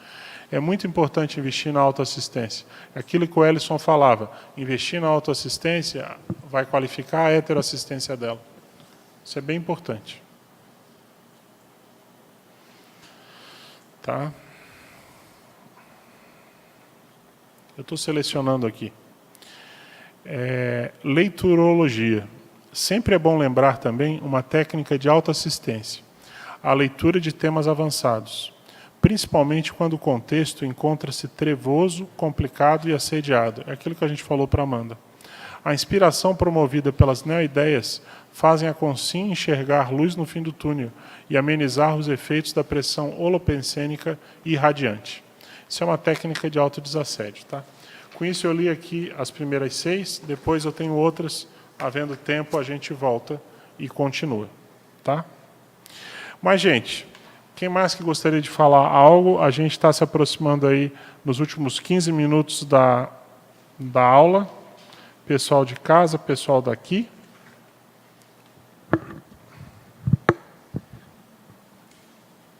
Fala aí, Flavinha. Eu queria falar duas coisas. Tem uma frase do Churchill que eu gosto muito, né? Se você está passando pelo inferno, continue caminhando. Eu acho ótimo. Então, eu tenho isso grudado lá em momentos críticos. Passei há pouco tempo por uma situação bem difícil, né? Sem falar dos amigos, mas eu gosto dessa frase, porque não para, vai em frente, porque uma hora os assediadores desistem, né? E quero falar também que eu tenho no meu livro novo, no Consciência Centrada na Assistência, um capítulo que chama-se Autoassistência Recicladora, que é exatamente o que a Fernanda colocou. A gente tem que se qualificar para que a nossa TENEP se desenvolva. Então, o autocuidado e a autoassistência, eles são fundamentais, né, para a gente poder assistir mais e mais. Eu fiz isso, coloquei esse capítulo, inclusive, devido à minha dificuldade na época de entender algumas situações e acoplamentos. E, claro, a solução era sempre o EV, né? Mas não é só isso. A gente tem que reciclar temperamento, alguns traços, mexer no megatrafar. Então, fica uma sugestão aí, quem estiver interessado, né? Dá uma olhadinha no capítulo. Você sabe, Flávia, quando você fala isso, um ponto que eu acho bem importante é o seguinte: você sabe, para mim, qual é talvez um ponto maior de autoassistência que a pessoa tem? É na hora que ela faz uma recaída em algum trafar dela, em algum problema. Essa é a hora dela acolher, auto-orientar, auto-encaminhar em relação a um horizonte melhor e fazer o acompanhamento dela, o follow-up. Toda recaída é oportunidade de autoassistência. Isso, inclusive, é uma máxima da Conscienciologia que está na obra. Às vezes, a natureza humana, a gente tem a tendência, quando a gente erra em alguma coisa, a gente fica se autoflagelando. Pega lá o silício e fica se torturando, se punindo. Nada a ver. Você tem que entender por que eu estou recaindo nisso, trazer essa responsabilidade de maneira madura para você, sem culpa. E, ok, a partir dali você vai encarar seriamente a autoassistência que você precisa fazer. Qual é a reciclagem dos meus traços que eu tenho que fazer? Isso é muito importante. Não dramatizar. A gente deixa entrar a emoção e aí piora muito o contexto, né? Essa lógica de que a autoassistência predispõe à qualificação da heteroassistência, eu acho que vale também para a questão da confiança, né? A gente fala muito que a gente vive um tempo em que é difícil construir heteroconfiança dentro de um grupo, mas boa parte tem relação com a pessoa não confiar nela mesma. Eu volto lá na pergunta que eu acho que a Amanda, que fez no começo, que como é que se a pessoa não tem um bom referencial de autoconfiança, não tem como estabelecer a heteroconfiança grupal, da dinâmica do grupo, né? Ela não consegue oferecer a confiança no outro porque ela não tem estruturado nem a confiança nela mesma. E como é que o amparador vai confiar em você para aumentar o seu trabalho na TENEP se você não confia em ti? Eles não vão dar uma carga maior, né, Fernanda? A gente que tem mais experiência, a gente vê isso. Eles não dão. Eles não vão porque não estão confiando. Então, a própria pessoa tem que confiar em si, né? A partir da experiência pessoal. Eu vejo que essa coisa da confiança tem tudo a ver com a mesma lógica da saúde, assim, de eu me aceito integralmente ou não. Porque não tem problema eu não confiar em mim em algum aspecto, desde que porque eu acho que eu realmente não dou conta. Mas se eu não confio em mim no global, se eu estou sempre fragilizada, sensível, é porque eu ainda não consegui integralizar o que eu tenho de trafar com trafor e conseguir me olhar como um todo e dizer, isso eu já dou conta e daqui para cá não adianta forçar. Então, o problema não é não ter autoconfiança, é saber qual é o teu cacife. O limite, e isso é se experimentando, se permitindo e se aceitando. Dizer, ok, eu tenho esse ruim aqui, não adianta forçar por aqui, que daí eu vou dar com os burros na água, depois vou ficar chorando. Aí não adianta. Olha, a Rosimeire Espírito Santo pediu para você dar de novo o nome do seu livro. É Consciência Centrada na Assistência. Tá, e tem para vender no Shopcons, é isso? Tem no Shopcons e na Epígrafe. Na Epígrafe também, tá bom. Gente, eu vou ler aqui mais umas pensatas, só para finalizar. Querem falar alguma coisa? Desculpa, eu não tinha visto. Vamos lá. Não, eu queria dizer que comigo, na autoassistência, também inclui a gratidão. Gratidão. Porque, gratidão, depois de um tempo que eu comecei a me sentir mais grata ao universo, ao cosmos, à conscienciologia, aos amparadores extrafísicos, aos meus familiares, minha família nuclear, as coisas melhoraram. Eu percebi isso percebi mesmo, nitidamente, na saúde física. Eu percebi, sabe, coisas que acontecem, por exemplo, às vezes eu estou andando assim, já aconteceu, com uma sacola na mão, passa alguém assim, que eu nunca vi, e fala, posso levar sua sacola? Posso te ajudar? Eu falo, nossa, não. Já aconteceu da pessoa me levar a sacola até perto de onde eu moro, até na porta. Então, coisas assim que têm acontecido. E a minha saúde física também. Depois que eu comecei a agradecer todos os dias, já faz quase um ano que todos os dias eu faço isso. Eu agradeço a maioria das coisas. Pelo menos a maioria, que eu digo assim, porque tem muita coisa, você tem muita coisa para agradecer. Por exemplo, agradecer ao pedreiro que construiu esse prédio onde nós estamos, né? A pessoa que construiu essa cadeira onde eu estou sentada. Às vezes a gente esquece dessas coisas, né? Então eu me lembro assim das coisas mais palpáveis, das pessoas que eu convivo, familiares, amigos, né? E eu faço isso todos os dias. E isso tem me ajudado muito mesmo. É bem visível isso, a gratidão. Bacana você falar isso. E gratidão realmente é um mega trafar hoje nosso, coletivo. A questão da gratidão, a questão da educação. Você chegar no ambiente, dar um bom dia, perguntar como é que a outra pessoa está. Isso é verdade. São coisas básicas da convivialidade, mas a gente esquece. E aquilo que eu falei, o que o amparador falou, né? Às vezes a gente está tão preocupado em fazer assistência que a gente esquece de fazer assistência para quem está do nosso lado. Sim. Fala aí, Bruno. O autocuidado também, entre duas coisas que eu quero falar. Uma é essa.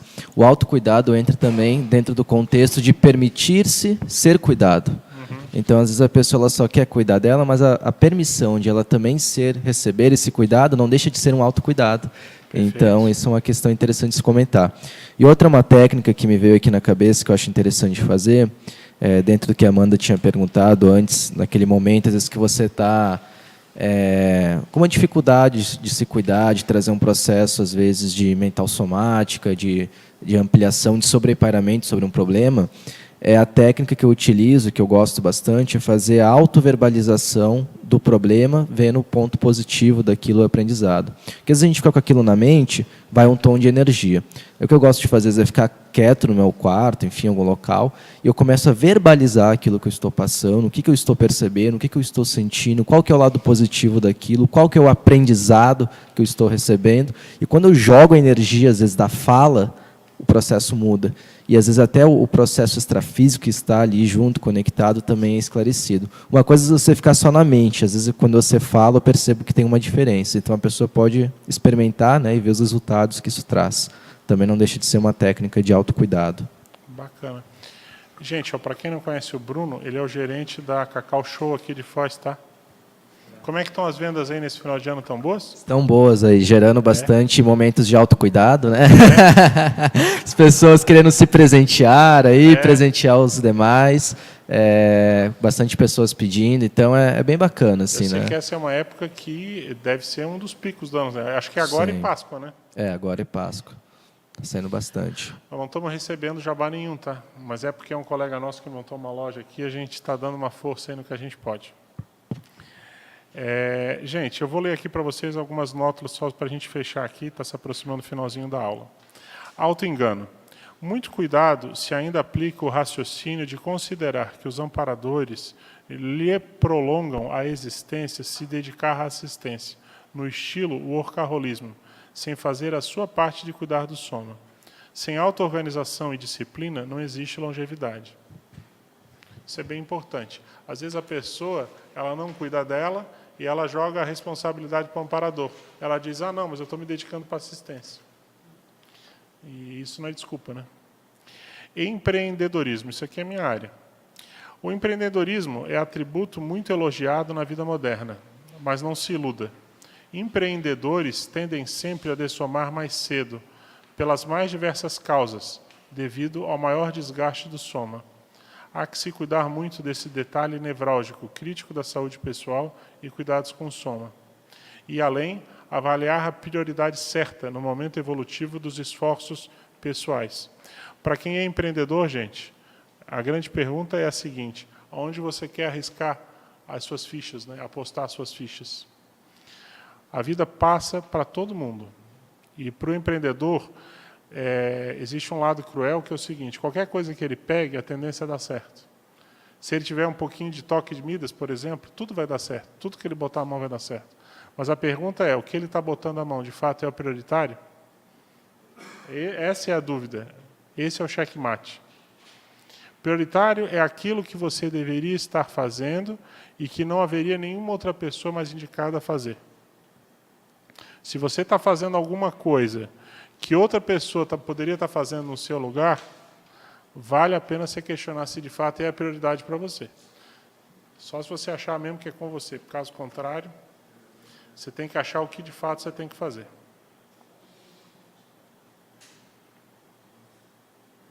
Saúde. O fato de você não enfrentar seus problemas de saúde no aqui e agora multidimensional não significa que eles deixarão necessariamente de existir. Em geral, quando se trata da saúde humana, se não há previsão através dos exames e respectivos cuidados daí decorrentes, é fácil a previsão de que a vida humana tende a abreviar. Se você não faz a previsão através dos exames, a gente faz a previsão de que você vai abreviar a sua vida. Entendeu? Autocídio, que é o sinônimo de suicídio. Vale observar, mesmo grandes nomes da humanidade cometeram o erro do suicídio lento.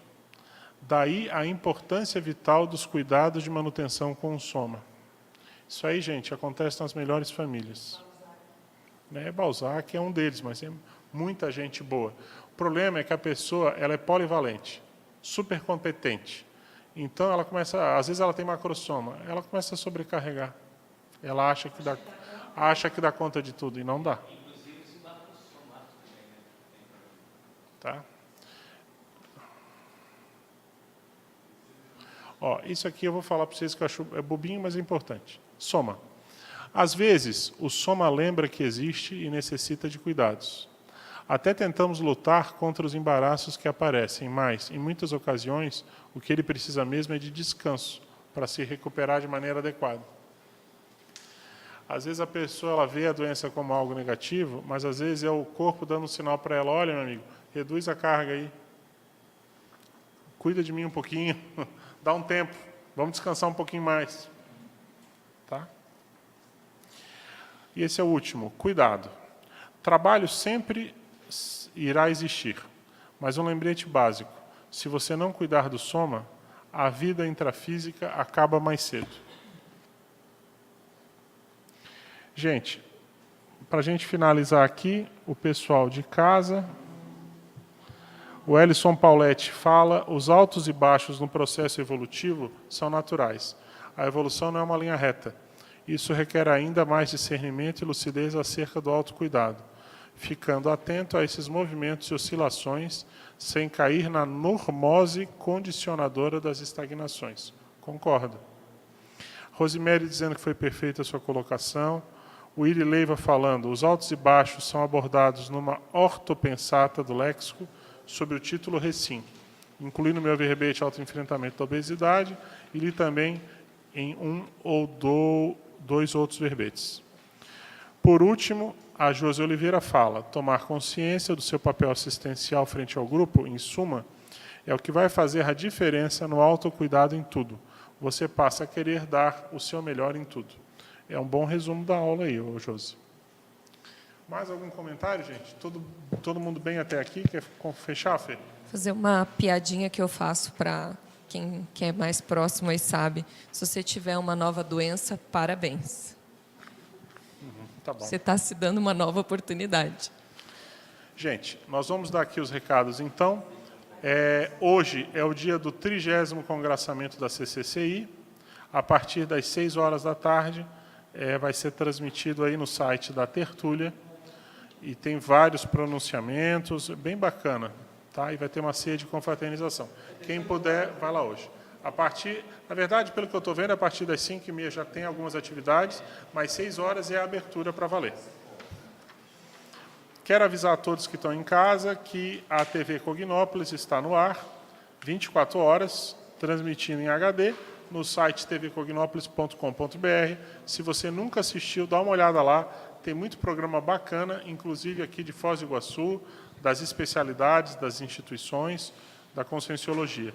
E quem quiser entra também no YouTube, no canal TV Cognópolis. Quero dizer a todos que a rádio também está indo muito bem. A gente multiplicou por 9 a nossa audiência desde o início do ano. Então, as coisas estão indo bem. Se alguém quiser anunciar ou ajudar a gente, fica o convite. Quero avisar a todos que está à venda no site da Shopcons o Léxico de Ortopensatas, com 3 volumes, que é a última obra do professor Valdo Vieira.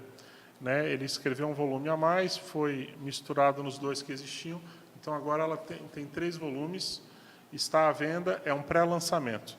Quem quiser também, está à venda o História em Quadrinho, do Cristo Espera por Ti, com o nome As Senhas de Charlotte. É uma edição Príncipes, de luxo. A gente já vendeu perto de 200 exemplares até agora, então tem mais alguns, vai estar ajudando a gente, e o lançamento está previsto para maio do ano que vem. O desenhista está finalizando agora os desenhos. Tá? Quem quiser ajudar o Calepino, além da monitoria das tertúlias, pode trazer doação de papel carta para impressão, e, se quiser, pode trazer um bolo ou comida para a gente, que no final a gente sempre se confraterniza aqui. Tá?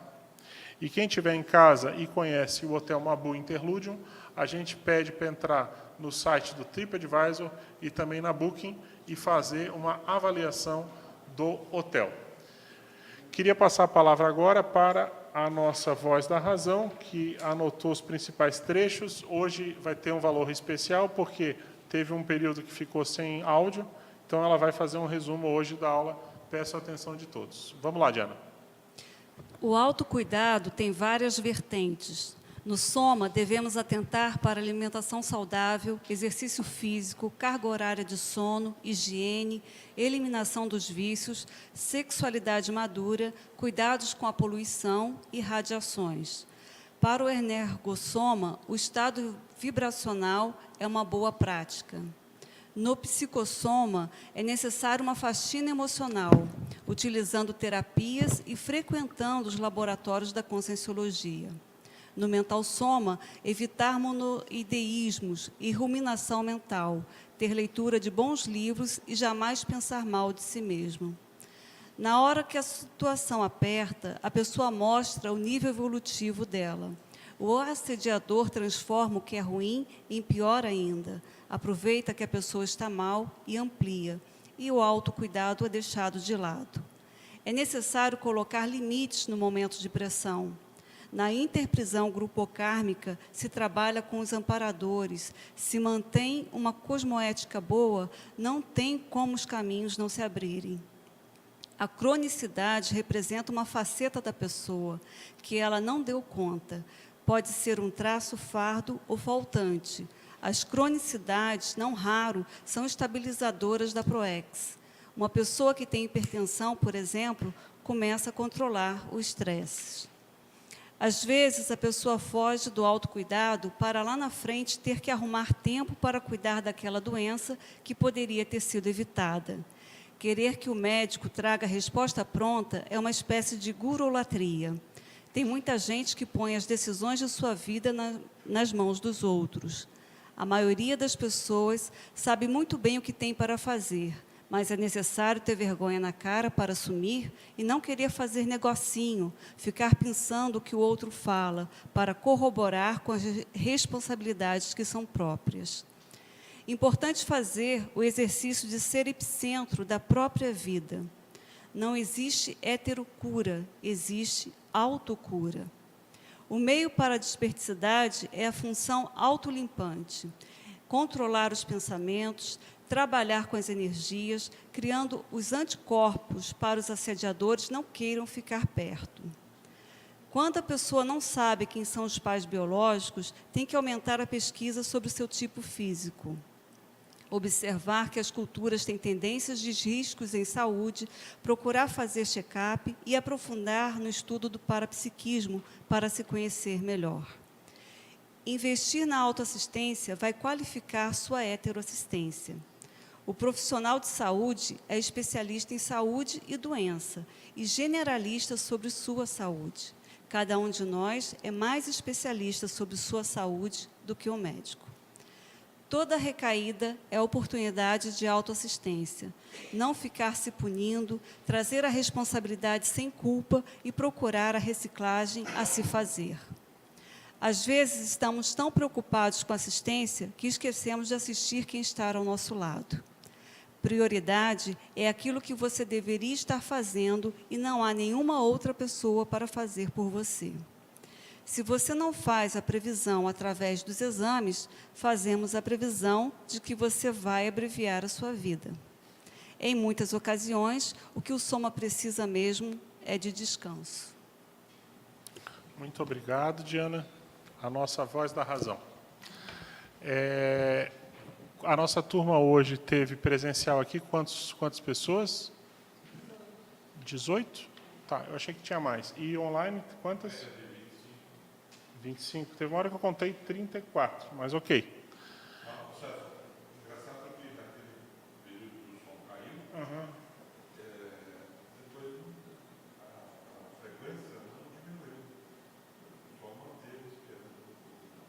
Tranquilo. Gente, então assim, a turma foi entre 40 e 50 e o tema mais votado para a semana que vem foi autodeterminação, com 12 votos. E está contando o pessoal de casa também que votou. Então, gente, ó, semana que vem o tema é autodeterminação, com 12 votos. Eu agradeço demais a presença de todo mundo que veio aí prestigiar nesse horário alternativo. Eu não esperava que desse tanta gente. Semana que vem retoma no horário tradicional, das 5 às 7. E eu quero dizer para vocês que é a última atividade do Calepino do ano, ok? A gente vai entrar em férias coletivas e vai estar voltando na segunda quinzena de janeiro. Tá bom? Então, semana que vem, 5 da tarde, autodeterminação. Muito obrigado a todos pela compreensão do pessoal de casa. Hoje a gente teve um probleminha técnico de som. Quem quiser tomar café, água, chá, bolo, nós temos aqui na nossa área de convivência. E daqui a pouco a gente se encontra todo mundo lá no congressamento da CCCI. Muito obrigado a todos e uma boa noite.